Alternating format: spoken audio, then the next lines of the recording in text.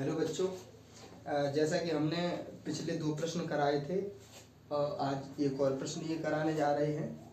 प्रश्न क्या है कि भारत में केंद्र तथा राज्य के बीच संबंधों का वर्णन करो।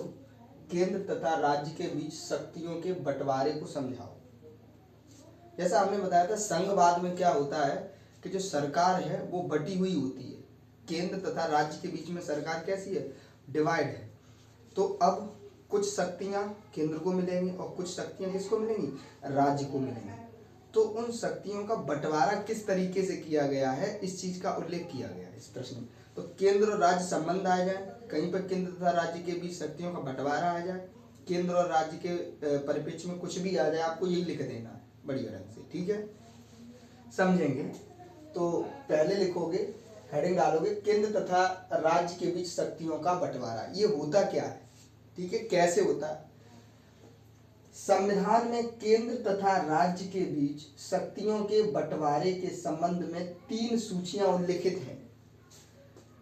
देखो, जो अपना कॉन्स्टिट्यूशन है, संविधान है, उसमें सारी चीजें लिखित हैं। अगर ऐसा नहीं होता तो झगड़े होते, केंद्र अपनी चलाता, राज्य अपनी चलाता और कोई भी नियम, कोई भी कानून नहीं बन पाता है ना। तो ये सारी चीजें संविधान में लिखी गई हैं। तो क्या है? 3 सूचियां हैं। पहली सूची है केंद्र सूची या संघ सूची, दूसरी है राज्य सूची और तीसरी है समवर्ती सूची। ठीक है, एक एक करके वर्णन करते हैं। केंद्र सूची, तो जैसा कि इसके नाम में है, केंद्र या संघ सूची इसके नाम में दिया हुआ है केंद्र। तो ऐसे विषय जिन पर कानून बनाने का अधिकार केंद्र सरकार का हो, संघ सूची के अंतर्गत आते हैं। जो विषय पर कानून केंद्र सरकार बनाते हैं वे आते हैं केंद्र सूची के विषय में, जैसे बैंकिंग, सुरक्षा, विदेश मामले, मुद्रा, संचार, ये सारे केंद्र सूची के विषय हैं। राष्ट्रीय महत्व के विषय, राष्ट्रीय मतलब पूरे देश के परिप्रेक्ष्य में जो इंपॉर्टेंस रखने वाली चीजें हैं, उन पे सब पे कानून कौन बनाता है? केंद्र सरकार बनाती है। ठीक है, अच्छा, अगला है राज्य सूची के विषय। ऐसे विषय जिन पर कानून बनाने का अधिकार राज्य का हो, राज्य सूची के विषय कहलाते हैं।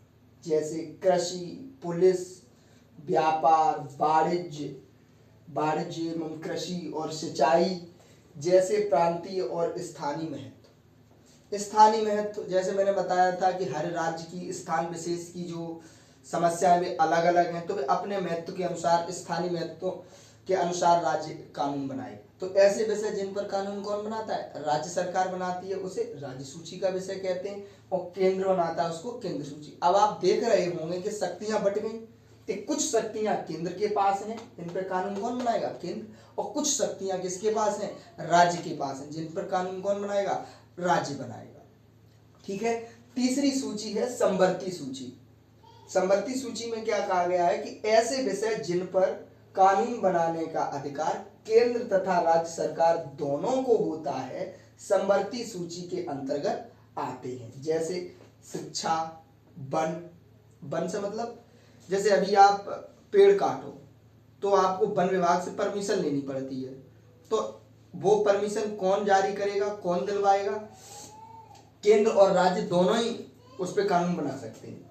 ठीक है, वन, मजदूरी, गोद लेना, उत्तराधिकार, ये क्या है कि जैसे किसी के कोई संतान नहीं है तो वो किसी को दत्तक पुत्र गोद लेता है, किसी को दूसरे को गोद लेता है, तो उस पर भी जो उसकी डॉक्यूमेंटेशन होगा, लिखा पढ़ी होगी, तो उस पर कानून केंद्र सरकार भी बना सकती है और राज्य सरकार भी बनाती है कि कौन गोद ले सकता है, कौन नहीं ले सकता है, गोद लेने के लिए क्या क्या शर्तें होनी चाहिए, किन किन गाइडलाइन का तुम्हें अनुपालन करना पड़ेगा। ये सारे कानून कौन बनाएगा?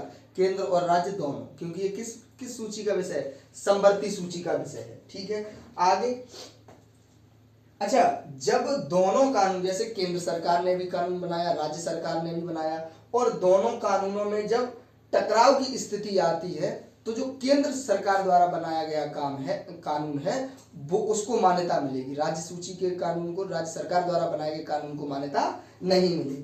तीसरा है बचे हुए समस्त विषय जो केंद्र सूची, राज्य सूची, संवर्ती सूची, इनसे बचे हुए जो विषय हैं उन सभी विषयों पर कानून कौन बनाएगा? केंद्र सरकार बनाएगी। तो आपने देखा होगा कि इस तरीके से हमारा शक्तियों का बंटवारा हुआ है केंद्र और राज्य के बीच में। ठीक है, अब एक और प्रश्न आता है जिसका वर्णन मैं अगली वीडियो में करूंगा। छोटी छोटी वो है, ये बोर्ड के लिए इम्पोर्टेंट है क्योंकि बच्चों को थोड़े समय में और ज़्यादा जिस तरीके अच्छा से लिखना है तो किस तरीके से